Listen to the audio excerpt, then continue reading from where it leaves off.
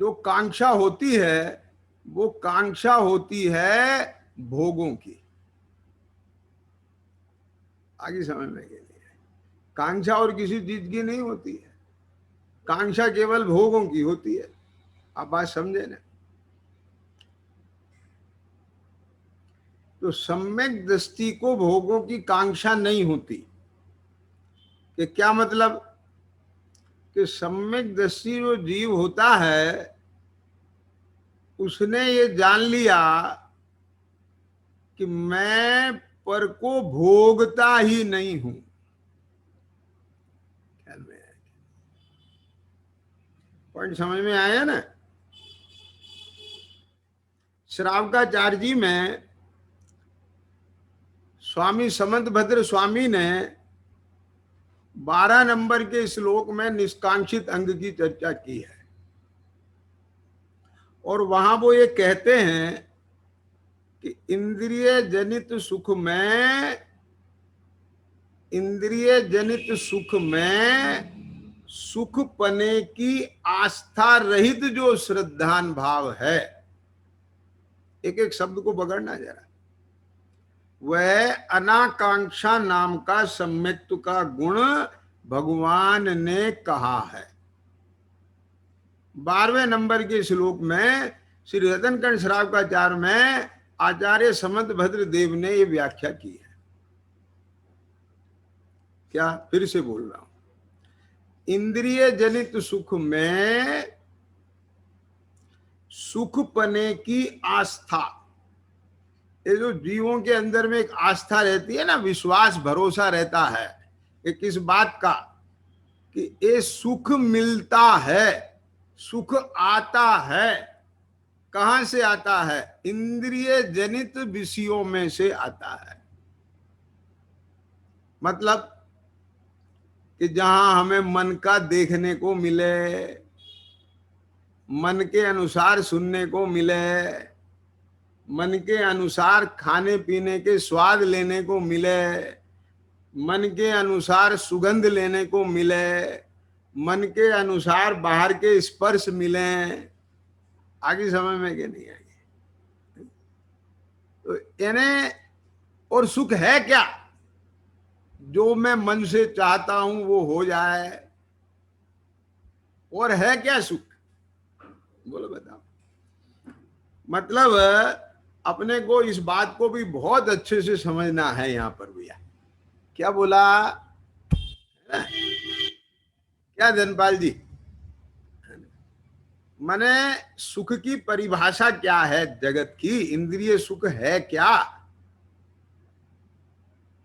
इंद्रिय जनित सुख अपन कह देते हैं, इंद्रिय सुख सुख नहीं है। पर कौन सा इंद्रिय सुख? हमारे जीवन में जो रात दिन इंद्रिय सुख की बात चल रही है वो भी तो समझना पड़ेगी ना भैया। क्या कहा? हम ये तो कह देते इंद्रिय सुख में सुखपना नहीं है, और 24 घंटे इंद्रिय सुख में सुखपना लग रहा है। बताओ। ये विपिन जी आपको 24 घंटे का होमवर्क मिल रहा है। ईशान समझ में आया कि नहीं आया? एक क्या मिल रहा है कि जब जब हमको सुख लगता है तो अब आप इस बात का ऑब्जर्वेशन करना। क्या कहा? क्या ऑब्जर्वेशन करना? भाई सुख तो लगता होगा ना किसी समय, कि 24 घंटे दुखी दुख लगता है। क्या कहा? तो जब आपको सुख लगे उसी समय ऑब्जर्व करना ये सुख कहां से लगा, तो पकड़ में आएगा चोर। आगे समझ में कि नहीं आगे? ये अच्छा लगा, वाह मजा आ गया। तो कैसे आया मजा? आपको बहुत अच्छा लगा, सुख लगा, तो वहां क्या होने पे सुख लगा? किससे सुख लगा? कि बहुत दिन से दुखी थे। किस बात को लेके दुखी थे? कि अपने पास मर्सिडीज गाड़ी नहीं है, इस बात का दुख था। आगे समझ में क्या नहीं आगे? अपने घर का बंगला नहीं है, इस बात का दुख था। आगे समझ में ना? अब बंगला बन गया, तो अब बोलो सुख आएगा कि नहीं आएगा? विपिन जी कह रहे नहीं आएगा। अच्छा, तो नहीं आया सुख तो फिर काहे को फिर दुख था? बंगले के होने के लिए दुख है, बंगला नहीं होने से दुख है, तो बंगला होने से सुख क्यों नहीं आएगा? तर्क से बात करो। आई बात समझ में कि नहीं आ गई?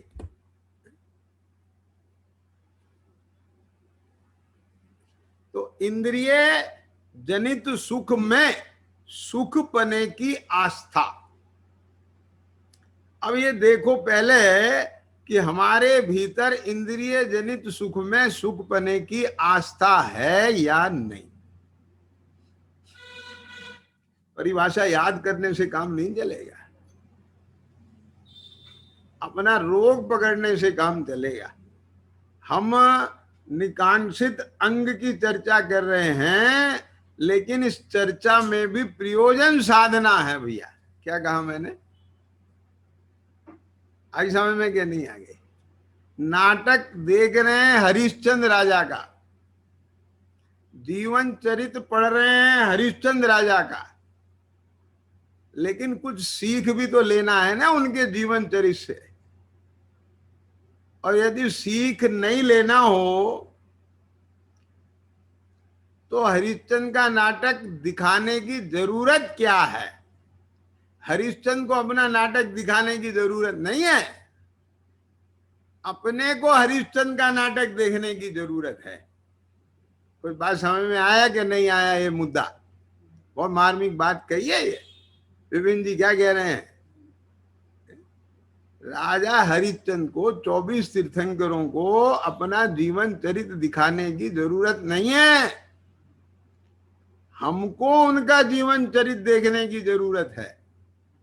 सम्यक दर्शन को अपना निष्कांक्षित अंग दिखाने की जरूरत नहीं है, हमको निष्कांक्षित अंग देखने की जरूरत है। कि बोले जब सम्यक दर्शन होगा तो अपने आप हो जाएगा निष्कांक्षित अंग। क्या बोला मैंने? पॉइंट पकड़ में आया कि नहीं आया? है? क्यों समझ में आया कि नहीं? क्या कहा? कि जब सम्यक दर्शन होगा तब उसमें निष्कांक्षित अंग हो जाएगा, तब देख लेंगे।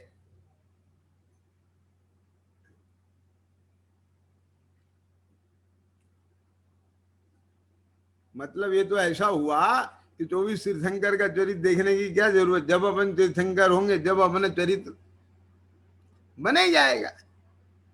अब राजा हरिश्चंद्र का नाटक देखने की क्या जरूरत? जब हरिश्चंद्र बनेंगे तो नाटक दिख जाएगा। बोले जिस हालत में आप हैं उस हालत में आप राजा हरिश्चंद्र बनोगे तभी तो देख पाओगे, तीर्थंकर बनोगे जभी तो देख पाओगे। आगे समझ में क्या नहीं आ गई? तो ऐसे ही सम्यक दर्शन होगा तभी तो निष्कांक्षित अंग देख पाओगे ना। क्या समझ में आया? अरे निष्कांक्षित अंग के द्वारा सम्यक दर्शन क्या होता है ये देखना है। क्या बोला मैंने? अब पॉइंट समझ में आया ना? निष्कांक्षित अंग तो देखना ही है क्या होता है। के जैन जी क्या कहा? ये निष्कांक्षित अंग के माध्यम से हम देखेंगे सम्यक दर्शन क्या होता है, निष्कांक्षित अंग के द्वारा ये देखेंगे सम्यक दर्शन प्राप्त कैसे होता है, निष्कांक्षित अंग से देखेंगे कि सम्यक दर्शन की पावर क्या होती है। समझ में आया कि नहीं है? अकेले निष्कांक्षित अंग की ये व्याख्या पढ़ के सुन के, ये क्या पढ़ के कि सम्यक दृष्टि धर्म के फल में भव के भोगों की कांक्षा नहीं करता, बस हो गई बात। अब ये निष्कांक्षित अंग हो गया साहब, और भगवान के वचनों में शंका नहीं करता, निशंकित अंग हो गया उसका। तो धर्म के बदले धर्म करने के फल में वो भव के भोगों की कांक्षा नहीं करता। इतने से काम नहीं चलेगा। वो क्यों नहीं करता ये भी तो समझना पड़ेगा ना, तभी तो सम्यक दर्शन समझ में आएगा, तभी तो उसकी महिमा आएगी। तो सबसे पहले अपन इस बात को समझ रहे हैं, ध्यान देना, कि इंद्रिय जनित सुख में सुख पने की आस्था रहित जो श्रद्धान भाव, वह अनकांक्षा नाम का सम्यक्त्व का गुण भगवान ने कहा है।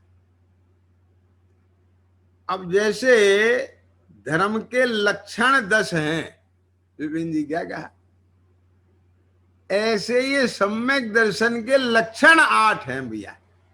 पॉइंट पकड़ में आया कि नहीं आया? क्या कह रहे, पॉइंट पकड़े ना?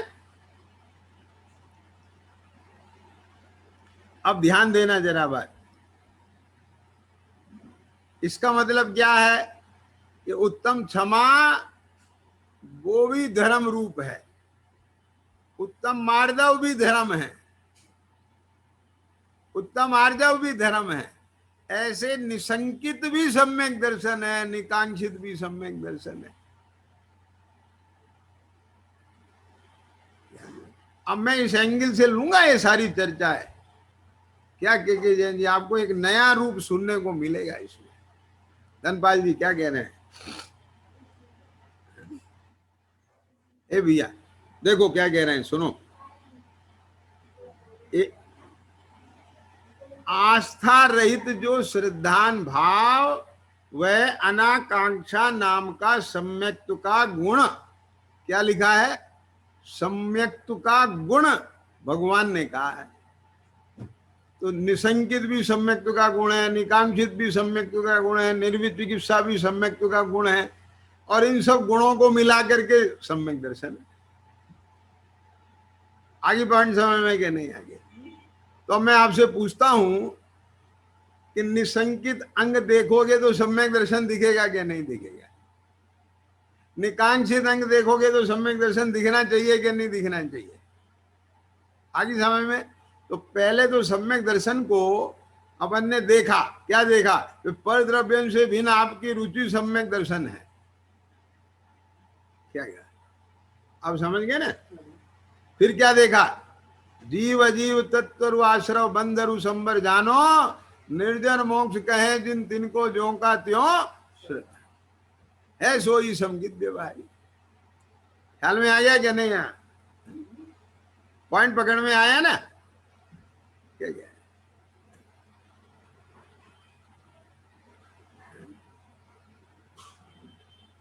अब बोलो। तो ये सब देख के आए अपन। अब वो सम्यक दर्शन भी हो गया, कहाँ? अपने विवेचन में। अब सम्यक दर्शन होने पर क्या कहा? सम्यक दर्शन होने पर सम्यक दृष्टि के 8 अंग होते हैं। क्या मतलब? देखो, जो भीतर सम्यक दर्शन होता है, उस सम्यक दर्शन का लाभ सम्यक दृष्टि को तो मिल रहा है।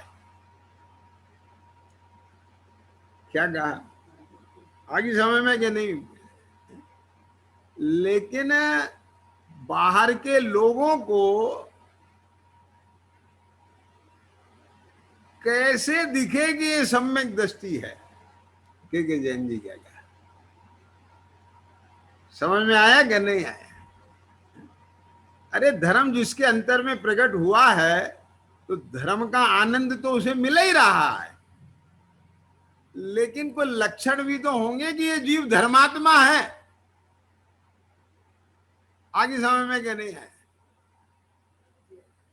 मैं आपसे पूछता हूं कि महाराजा श्रेणिक यशोधर मुनिराज से प्रभावित क्यों हुआ? कैसे हुआ? उनने कैसे पहचाना कि ये धर्मात्मा है, ये महान आत्मा है? उनने कोई उनका सीटी स्कैन तो किया नहीं, सीटी स्कैन में सम्यक दर्शन और धर्म आएगा भी नहीं, वो तो पुद्गल का होता है, और सर्वज्ञ वो था नहीं। बात पकड़ में आ रही है ना?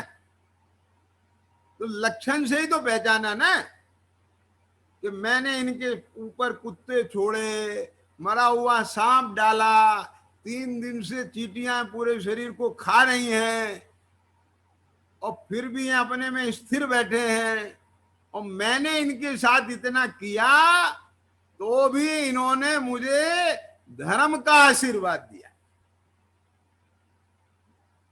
यानी इस उपसर्ग को दूर करने वाली चेलना और उपसर्ग करने वाला मैं, दोनों में समानता का भाव, ये तो किसी महान आत्मा में ही हो सकता है, हमारे जैसे में तो नहीं हो सकता। अब आई बात पकड़ में कि नहीं आई? आई समझ में ना? तो इन लक्षण से ही तो पहचाना कि नहीं पहचाना कि यहां धर्म है, ऐसे ही यहां सम्यक दर्शन है। अब अगर मान लो वहां राग द्वेष दिखाई देता कि श्रेणिक को देते श्राप और चेलना को देते आशीर्वाद, तो श्रेणिक प्रभावित हो सकते थे? क्या समझ में? अब एक चीज बताओ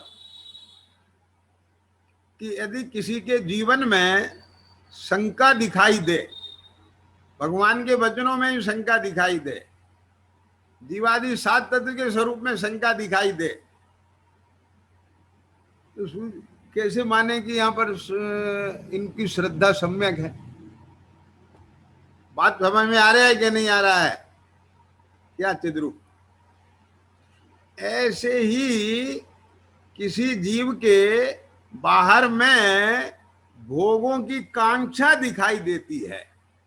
एक क्या कांक्षा दिखाई देती है कि ये जो मैं देव गुरु धर्म की भक्ति कर रहा हूं, व्रत उपवास कर रहा हूं, आज समझ में कि नहीं है?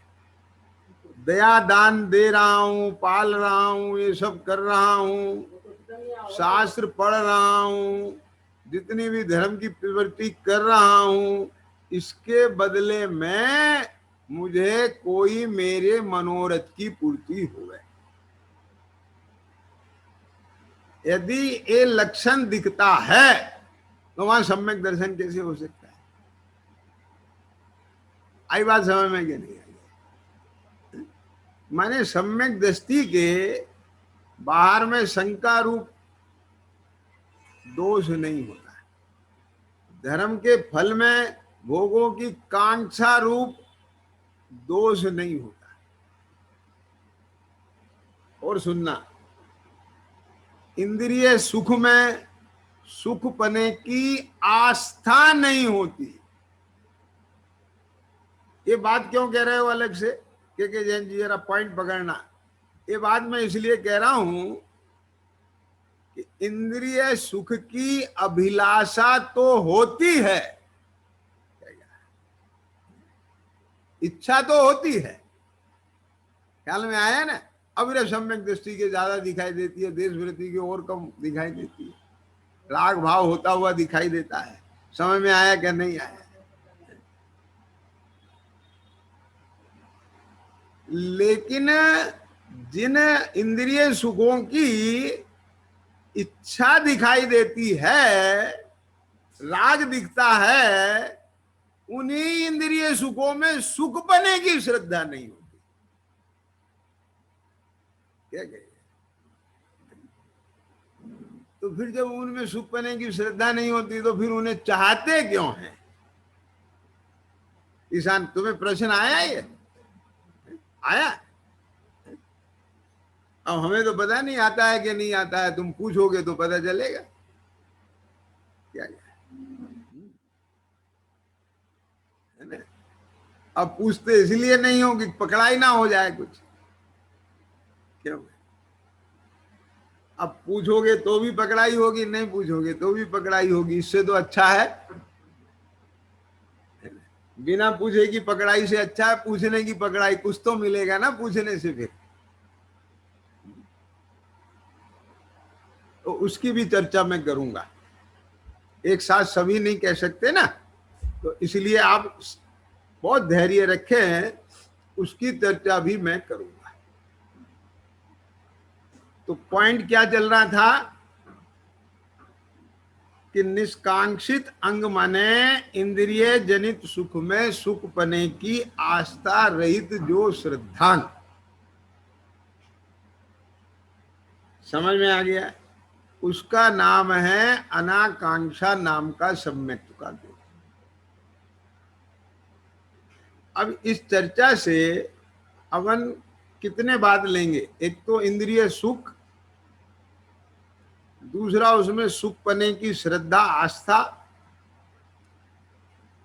तीसरा उसमें आस्था के अभाव रूप श्रद्धान यानी सम्यक दर्शन, और वो किसके बल पर हुआ कि इंद्रिय सुख में सुखपना कैसे मिटा,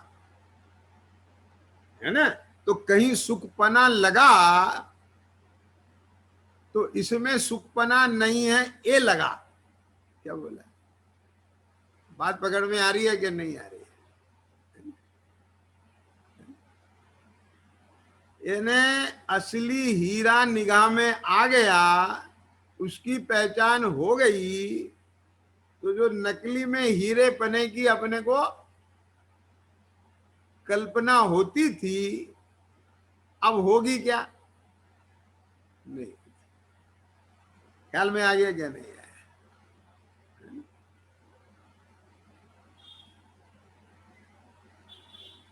तो क्या है वो सम्यक दर्शन कि जिसके बल पर सुखपना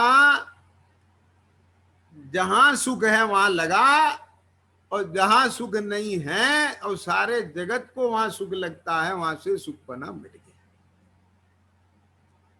अब इन सब बिंदुओं पर विचार करते हैं। अब बोलो, तो मैंने इस संदर्भ में आपको एक पॉइंट दिया था कि आप अपने जीवन में ये देखें। अब आप तो जब देखेंगे देखेंगे, अब थोड़ा सा कुछ अपन उदाहरण लेकर के ये चर्चा आगे बढ़ाते हैं। तो मैंने कहा था जहां मन की होए वहां सुख लगता है। मन की क्या होए, सबसे पहला तो हमारा मन ये चाहता है ना, कि मेरी सारी इंद्रियां सही रहे, मैं ही बीमार हो जाऊंगा, रोगी हो जाऊंगा, तो इन सबका क्या करूंगा। समझ में आ गया क्या नहीं है। तो मेरा शरीर निरोग रहे, पहला सुख निरोगी काया, और दूसरा सुख घर में हो माया, और तीसरा सुख कुलवंती नारी। समझ में आया क्या नहीं आया। और चौथा सुख हो सुख आज्ञाकारी। पांच समझे ना। तो अब पहला सुख क्या चाहते हैं, हमारे मन की क्या है कि मेरा शरीर स्वस्थ रहे। अब बोलो, हम चाहते हैं शरीर स्वस्थ रहे, कौन नहीं चाहता शरीर स्वस्थ रहे। ये जो अस्पताल भरे पड़े हैं वे लोग ये चाहते हैं कि हम बीमार हों। जो लोग कोरोना में मरे हैं वे लोग ये चाहते थे कि हमें कोरोना होए। समझ में आया कि नहीं आया। जिनके घरों में कोरोना आ गया तो वे सब कहते हैं भाई साहब बस पूछो मत, एक के बाद एक, एक के बाद एक दुख की झड़ी लग गई। क्यों लगी दुख, दुख क्यों मान रहे हैं उसे, क्योंकि नहीं चाहते कि कोरोना होए। ध्यान से सुनना जरा, क्या बोला, नहीं चाहते कि कोरोना होए और हो गया, इसका नाम दुख।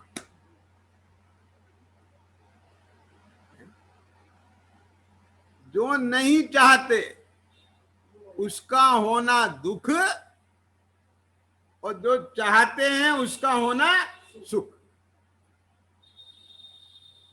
अब ये मैं दुख और सुख की बहुत सिंपल एंड शॉर्ट आपको डेफिनेशन बता दी। आप इसका खूब मंथन करना। आई समझ में कि नहीं आई? मैं आपसे पूछता हूं, ये तो राम ने रावण को पराजित कर दिया, समझ गए ना? लेकिन अगर युद्ध में, राम रावण की बात नहीं कर रहा हूं, किसी एक राजा का दूसरे राजा के साथ युद्ध हो जाए और उस युद्ध में उसका सारा तन मन धन सब, लेकिन वो सामने वाले को नुकसान पहुंचा दे, उसे बर्बाद कर दे, भले ही स्वयं बर्बाद हो जाए, तो अपने को बर्बाद करके उसने सामने वाले को बर्बाद कर दिया और उसकी मन की हो गई, तो उसे सुख का एहसास होता है। अब बोलो, वहां भी यही बात निकल के आई कि नहीं निकल के आई? इसका मतलब क्या है?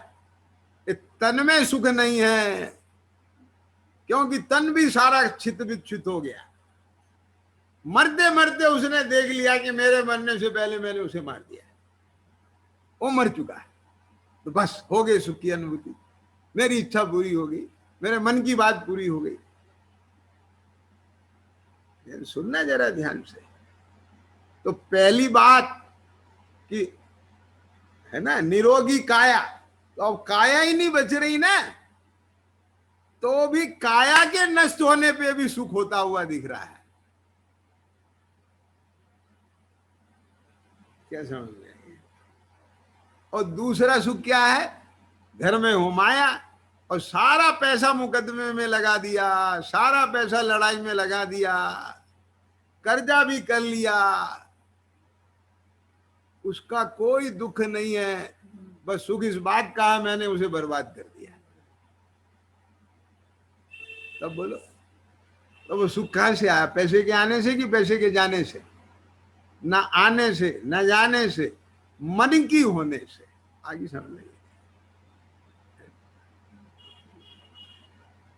क्या? हम देख रहे हैं आज करके जो बच्चे हैं, जनरेशन है, उनका सुख जो है ना, निरोगी काया नहीं है। क्यों? वो कुछ खाते पीते ही नहीं है ऐसा कि जिससे निरोगी काया रहे।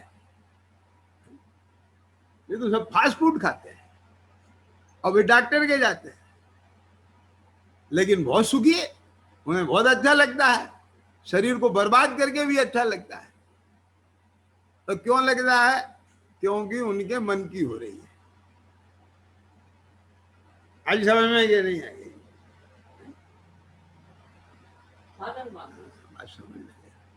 तो ये तो व्यवहार में कथन है, पहला सुख निरोगी काया, क्योंकि बहुतायत में, सुनना ध्यान से, बहुत लोगों की मन की बात ये है कि हमारी काया निरोगी रहे। निरोगी काया सुख का कारण नहीं है के जैन जी, उनके लिए भी, उनके भी सुख का कारण उनके मन की पूरी होना है। ये निकल गया कि नहीं निकल गया उसमें से? नहीं आई बात पकड़ में तिद्रू? अरे जिनके मन में ही नहीं है कि हमारी काया निरोगी रहे नहीं रहे, बस पैसा होना चाहिए, वे रात दिन इस काया को बर्बाद कर देंगे, और पैसा आया तो सुख है उनके लिए, चाहे काया बर्बाद हो जाए।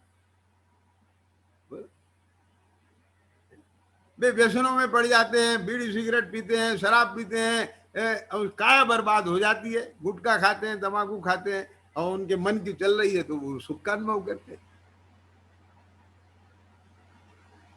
आगे समय में ये नहीं आ गई? मैं यहां से ये बात निकाल रहा हूं पॉइंट, कि आप केवल निरोगी काया को ही मत देखें, ये देखें कि जो लोग निरोगी काया मिलने पर सुख का अनुभव कर रहे हैं, वे निरोगी काया से सुख का अनुभव नहीं कर रहे हैं, क्योंकि उनके मन की ये बात है कि मेरी काया निरोगी रहे, इसलिए निरोगी काया मिलने से वो सुख का अनुभव करते हैं।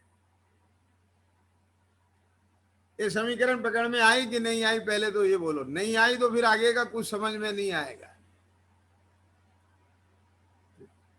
और दूसरा सुख क्या था? घर में हो। तो ये भी सबके लिए नहीं है। जिनके मन में है कि मेरे पास माया होए, तो वे इसलिए दुखी है कि मन की नहीं हो रही है। और जब खूब पैसा, लाखों करोड़ रुपए की आमदनी होने लगे, तो बोले अब दुख के दिन चले गए। ये क्यों? क्या मन की होने लगी। तो माया के आना सुख का कारण नहीं है, मन की होना सुख का कारण है। अब बात समझ में आया कि नहीं आया? और तीसरा सुख क्या था? कुलवंती नारी। ए, ए, ए, ए, ए, कुलवंती नारी की परिभाषा बताओ क्या है? कि उच्च कुल की कन्या, संस्कार युक्त कन्या। अब किसी के मन में होए कि मेरे को तो up to date modern model चाहिए, जो जींस टॉप पहन के रहती हो। आवाज समझ में आ रहा है कि नहीं आ रहा है? ये मैं ऐसे नहीं कह रहा हूं, मैं आज देख रहा हूं समाज में लोगों से चर्चा होती है, लोग मेरे से बातें करते हैं के जैन जी। कोई कोई लड़का लड़की से पूछता है, होटल जाती हो, क्लब जाती हो? मुझे तो पता भी नहीं, मैंने सुने थे दो चार बातें, उनके नाम वाम भी याद नहीं रहे, भाव बता सकता हूं। क्या क्या समझ में आया कि नहीं आया? बोले फिर नहीं नहीं नहीं, हमको ऐसे बैकवर्ड से शादी नहीं करना है। अब बोलो कुलवंती नारी की क्या परिभाषा रहेगी? क्या समझ में आया? उनके लिए उनकी मन की होए तो सुख है। बात समझ में आ रहा है कि नहीं आ रहा है? उनके लिए वो कुलवंती है। वो कुलवंती नहीं है जो माता पिता की इज्जत करे, आदर करे, उनका सम्मान करे, सेवा करे, वो नहीं है। उसके लिए जो वो है नारी कुलवंती, ये क्या? ये जो जींस टॉप में रहे, इंग्लिश बोले और होटल क्लब में बिल्कुल उसी हिसाब से उसके साथ जाए आए, उसके दोस्तों से, मित्रों से सब हाय हेलो जो भी होता है आजकल, समझ गए ना? और भले ही वो माँ बाप को अपने पास नहीं फटकने दे। क्या क्या अब बेचारे को उस लड़की की वजह से जो है माँ बाप को कहीं अलग फेंकना पड़े, तो अब वो उसके लिए सुख है। आगे समझ में क्या नहीं आएगी? पॉइंट पकड़ में आ गया ना? और सुत आज्ञाकारी। अब उसके मन में होए कि हमको तो बच्चा ही नहीं करना है, एक काय कोई झेड़े में फंसना। आगे समझ में क्या नहीं आ गई? तो कहाँ है फिर चौथी बात रही? कहाँ? ये बच्चा आ गया तो दुखी हो जाएगा जीवन। समझ में आ रही है क्या नहीं आ रही? तो मैं आप हर चीज में आपको इसका देखना, एक ही बात निकल के आएगी कि मन की अगर हुई तो हमें सुख लगता है, और जहां मन की नहीं हुई वहां दुख लगता है। तो फिर ये चार बातें क्यों कही? कि जगत में बहुतायत लोग, उनके मन की ये बात है कि शरीर निरोगी होना चाहिए, घर में माया होना चाहिए, कुलवंती नारी होना चाहिए, सुत आज्ञाकारी होना चाहिए। मेजोरिटी इस बात की है, तो इसलिए इस बात को कहा गया है। लेकिन इस बात को कहने का मतलब ये नहीं है कि चारों चीजें हो जाएं तो ये सुखी हो जाएगा। अब ये बात निकल के आगे कि नहीं आगे? ईशान बोलो। ये क्यों? कि सुन लो, एक घर में माया भी है, कुलवंती नारी भी है, सुताज्ञाकारी भी है, लेकिन सारे के सारे तेरे उदय उदय भाव मेल खा जाए कोई जरूरी है? तेरे मन की सारी चीज होती रहे कोई जरूरी है? क्योंकि मन की होने से के होने के लिए बहुत तीव्र पुण्य का उदय चाहिए। समझ में आ रहा है ना? एक चीज बताए, सुनो, मैंने ऐसे भी उदाहरण सुने हैं। क्या विपिन जी? एक बिटिया बहुत अरब खरबपति घर में रहती है, क्या समझ में? नौकर चाकर सब गाड़ियां खड़ी हैं, बिल्कुल आप समझ लो राज सी ठाट में रहती है। तो सुखी होगी कि दुखी होगी? सुखी होगी। अब उससे पूछा, तो बोले साहब कुछ नहीं, बहुत दुखी जीवन है, इस पिंजरे में कैद बन के रहना पड़ता है। मैं मन की इच्छा के अनुसार कहीं जा नहीं सकती, आ नहीं सकती, मिल बात नहीं कर सकती, अपने मन की नहीं कर सकती, बस। वैसे कोई दिक्कत नहीं है, बात समझ में आ रहा है ना? वैसे मुझे कोई दिक्कत नहीं है, सारी सुविधाएं हैं, लेकिन जीवन बहुत दुखी है। अब बोलो उसके लिए वो पुण्य का उदय कि पाप का उदय? बताओ मुझे, क्या समझ में आए?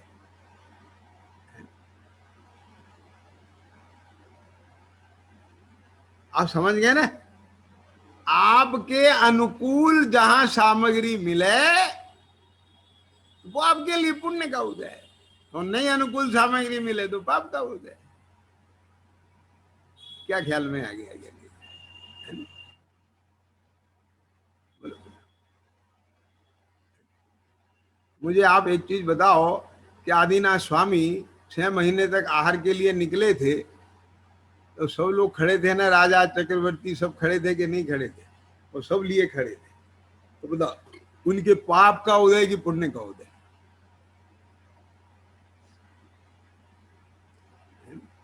अंतराय क्रम का उदय था कि नहीं था? अब समझ गए ना? पाप का उदय चल रहा था ना। ये क्यों? क्योंकि अनुकूल नहीं मिल रहा था, जो चाहिए वो नहीं मिल रहा था। समझ में आया कि नहीं? नवदा भक्ति नहीं मिल रही थी, आहार दान की विधि नहीं मिल रही थी। अब वो विधि जिस दिन मिली उस दिन पुण्य का उदय आ गया, यानी अंतराय कर्म खत्म हो गया। आगे समझ में क्या नहीं आएगी? तो इसका मतलब क्या हुआ,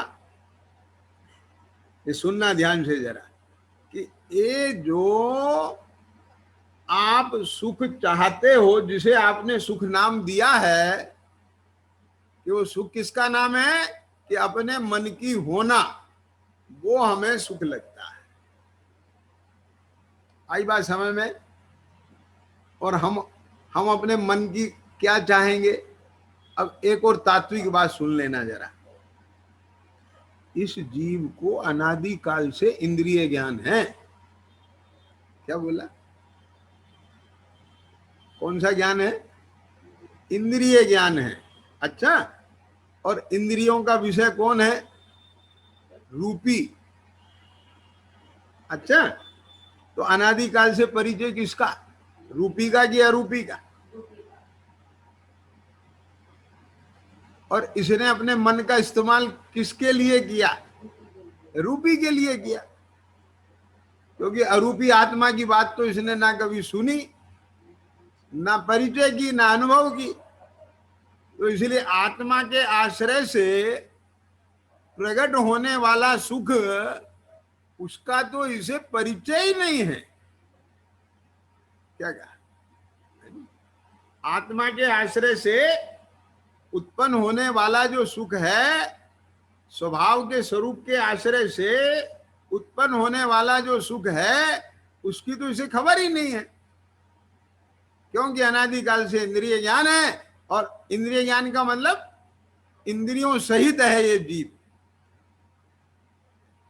आप समझ गए ना? और ये जो क्षयोपशम ज्ञान है, ये इंद्रिय के अवलंबन से जो भी इंद्रिय से मिली उसके विषय को विषय बनाता है। जैसे स्पर्शन इंद्रिय वाला जीव 8 विषयों को विषय बनाता है, ठंडा गरम रूखा चिकना कड़ा नरम हल्का भारी। अब बात समझ में आया क्या नहीं आया? अब एक इंद्रिय और मिल गई उसे रसना, खट्टा मीठा कड़वा कड़वा चरपरा कसायला। तीसरी इंद्रिय और मिल गई उसे, एक घ्राण दुर्गंध सुगंध, चौथी चक्षु मिल गई तो ये रंग रूप, कान मिल गए ये शब्द। आगे समझ में ना। तो इंद्रिय ज्ञान किसे विषय बनाएगा? तो इंद्रिय ज्ञान रूपी को विषय बनाएगा, और जिसे विषय बना रखा है के जैन जी, मन से भी उसी का चिंतन करेगा। ख्याल में आ गया क्या नहीं है? जिसका परिचय आपको नहीं है, मन में उसका विचार कहां से आएगा? बात पकड़ रहे हैं कि नहीं पकड़ में आ रही है? ये ऑपरेशन हो रहा है इस बात का, रूट तक जाना है हमको, इसमें से निकालना है वो उस बात को। क्या धनपाल जी समझ में आई है कि नहीं आई? क्या कहा? जिनेन समझ में आ रहा है? मतलब कहने का क्या है कि अभी जो बात निकल के आई कि जहां मन की ना हो उसका नाम दुख, और जहां मन की हो जाए उसका नाम सुख। तो इसमें देखो दो चीजें हैं, इंद्रिय जनित सुख में सुख पने की आस्था। तो इंद्रिय जनित सुख का क्या मतलब हुआ? इसका मतलब वहां सुख है क्या? नहीं। इंद्रिय जनित सुख का मतलब यह है कि इन इंद्रियों के अवलंबन से जहां मन की इच्छा पूरी होती हो। क्या बोला? क्या कहा शैलू? समझ में आ रही है बात? मैं आपसे पूछता हूं कि जो चीज आपको बहुत स्वादिष्ट लगती है, आपकी पसंद की है डिश, व्यंजन आपके पसंद के हैं, और कभी कभी ऐसा भी तो होता है जब आपका मन नहीं होता उसे खाने का, और सामने वाला जबरदस्ती करे खाओ, तो आप क्या कहते हो? यार कहां से परी से आ गया बताओ ये। बात पकड़ में आ गई कि नहीं आ गई?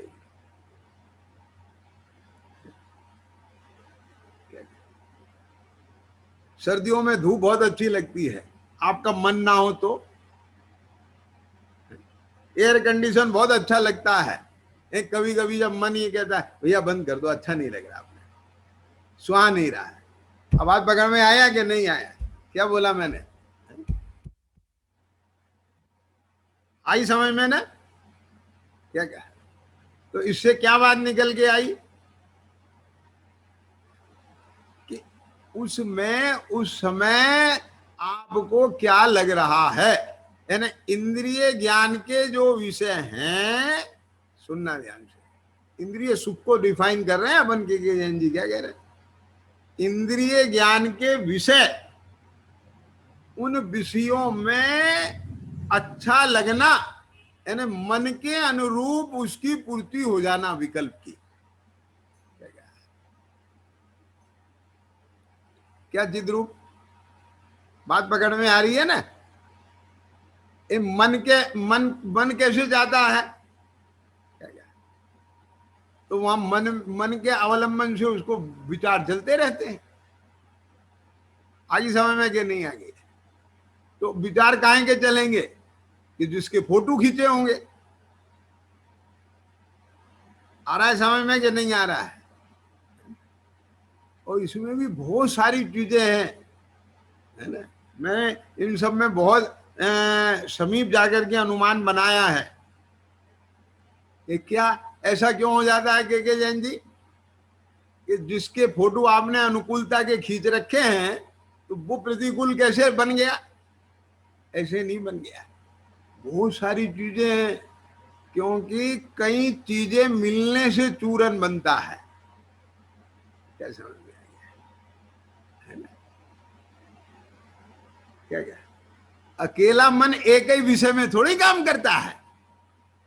बात पकड़ में आ रही है कि नहीं आ रही है? बोलो। आपको बच्चे बहुत अच्छे लगते हैं अपने। क्या समझ में आ गया? आपने फोटो खींच रखे हैं, मेरे बच्चा बच्ची मेरे पास लगे हैं, पत्नी मेरे से बहुत प्रेम से बोले, बच्चे मेरे से बहुत प्रेम से बोले, आई समझ में कि नहीं आ गई, तो इसमें अच्छा लगता है। लेकिन उस समय आपको कोई व्यापार की टेंशन हो, शरीर में पीड़ा हो, कहीं और आपका मन जल रहा हो, तब उनका बोलना कैसा लगता है? तो आगे समय में कि नहीं आ गई? यानी उस समय अगर दूसरे भी फोटो जो खींचे हुए हैं, माने जो कर्म बंधे हुए हैं, उनका मिश्रण रेशो आगे समय में कि नहीं आ गई? अब शब्दों से बाहर की चीजें हैं जो मेरे ज्ञान में आ रही है, उन सबका अनुपात कम ज्यादा हो जाए तो फिर एक चीज भी बदल जाती है। तो वह ऐसे नहीं बदल गई, मन की वैसे ही नहीं बदल गई वो। क्या विपिन जी? ये कोई ऐसा नहीं है कि चाहे जैसा हो जाए, आई समझ में ना? क्योंकि ये सब तो भाई साहब ये जड़ है। क्या कह रहा हूं मैं, बात को समझना। कर्म जड़ है, कर्म रज जड़ है। ये तो सब उनके जैसे हल्दी चूना का मिलने से लाल रंग बनता है, ऐसे इन सब कर्म के उदयों के कम ज्यादा अनुपात में ये रंग बदलते हैं। क्या समझ में आया? ये डाक बदलते हैं, लेकिन उस बदले हुए डाक का अनुभव तो एक चेतन ही करता है। क्या किया? समझ में आ रहा है कि नहीं आ रहा है? अज्ञानी उस चूर्ण का अनुभव करता है तो कहता है हटो हटो हटो हटो हटो, अब बिल्कुल हट जाओ। ये क्या कह रहे हो? जो तुम्हें कल तक अनुकूल लग रहे थे तुम उन्हें भगा रहे हो। ये मुझे अच्छा नहीं लग रहा है। ये अच्छा तुझे नहीं लग रहा है, इन सबके मिलने से अच्छा नहीं लगने रूप जो उदय बना, उसका तूने अनुभव किया, तो तू कहता है मुझे अच्छा नहीं लग रहा है, जबकि अच्छा नहीं लगना ये कर्म का उदय है। तू तो उसका अनुभव कर रहा है। क्या समझ? अब इसे ये भेद ज्ञान हो जाए, ये मैं नहीं, ये मेरा स्वरूप नहीं, मैं तो केवल अनुभव करने वाला अनुभूति स्वरूप हूं, तो ये ज्ञान उससे भिन्न पढ़ करके अपने ज्ञान स्वरूप का अनुभव करे। लेकिन अज्ञानी के पास ये चीज नहीं है। इसलिए वो क्या कहता है, बहुत दुखी हो गया, बहुत दुखी हो गया, बहुत दुखी हो गया। काहे के दुखी हो गए? तुम्हारी स्त्री तुम्हारे पास बैठी है, बच्चे तुम्हारे, हटाओ इन्हें, हटाओ इन्हें, हटाओ। अब बात पकड़ में आ रही है कि नहीं आ रही? तो ये सारी चीजें क्यों बदल जाती हैं कि निरोगी काया, घर में माया, कुलवंती नारी, सुत आज्ञाकारी, ये सब बदल गई कि नहीं बदल गई? ये कुछ नहीं बदली। जैसा कर्म का उदय आया, इसने उस रूप अपना अनुभव किया, क्योंकि इसे भेद ज्ञान नहीं है, एक कर्म का विपाक है, मेरी तो बस ज्ञात्रता ही है। अब ये किसके पास है बोलो? ये मिथ्या दृष्टि के पास है कि सम्यक दृष्टि के पास है? ज्ञान कला जिनके घट जागी, ते जगमाई सहज बैरागी। तो एक ज्ञान की कला, भेद ज्ञान की कला, अनुभव की कला किसके पास है? बात पकड़ में आए कि नहीं आए? तो जिसके ज्ञान में ये कुछ नहीं है, इंद्रिय ज्ञान ज्ञान नहीं है, इंद्रिय सुख सुख नहीं है। क्या बोले? बात पकड़ में आ रहा है ना? ये इंद्रिय ज्ञान ज्ञान नहीं है, ये जान रहे हैं ज्ञान नहीं है। अरे प्रभु, ये जानने के साथ में जो तू इष्टा निष्ठ विकल्प का अनुभव कर रहा है, ये ज्ञान का स्वरूप नहीं है। क्या बोले? ज्ञान तो मति श्रुत आदि के भेदों को से नहीं कटता। क्या बोला? निर्जराधिकार। ज्ञान तो ज्ञान है। आज समझ में कि नहीं आगे?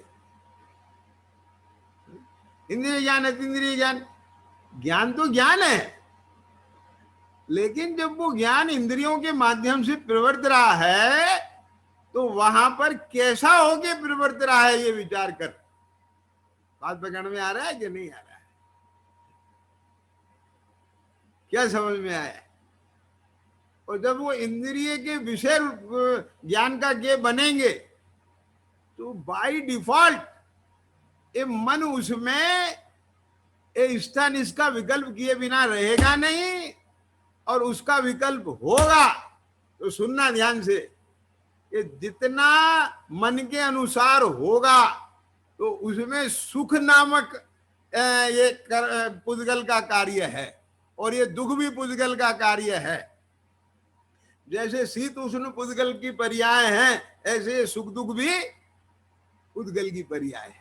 ये क्या मतलब है? ये सब कर्म का विपाक है, मेरा स्वभाव नहीं है। इन सब से मेरी ज्ञान चेतना भिन्न पड़ के जब अपने ज्ञान का आलम्बन लेकर के ज्ञान को विषय बनाती है, ज्ञान का संवेदन करती है, उस काल में किन्हीं भी इष्टानिष्ट कल्पनाओं का उदय नहीं होता।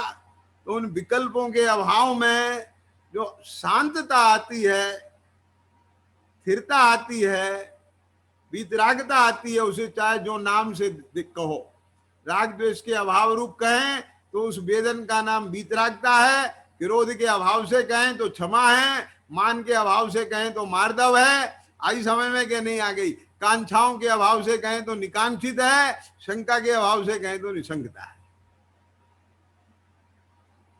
और वो तो जो है सो है, उसका जो अनुभव और वेदन है, बस उसका नाम अतीन्द्रिय सुख है। उसकी जाति ज्ञानी के ही ज्ञान में है, वो उसका आस्वादी है। उसके ज्ञान में अब ये बात खच गई, श्रद्धा में ये बात बैठ गई कि सुख है तो ये है, बाकी कहीं जगत में सुख नहीं। आगे समझ में गए और विस्तार से चर्चा अपन कल करेंगे। सहजानंदी शुद्ध स्वरूपी अविनाशी मैं आत्मस्वरूप,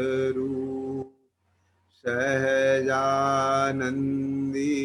शुद्ध स्वरूपी अविनाशी मैं आत्मस्वरूप।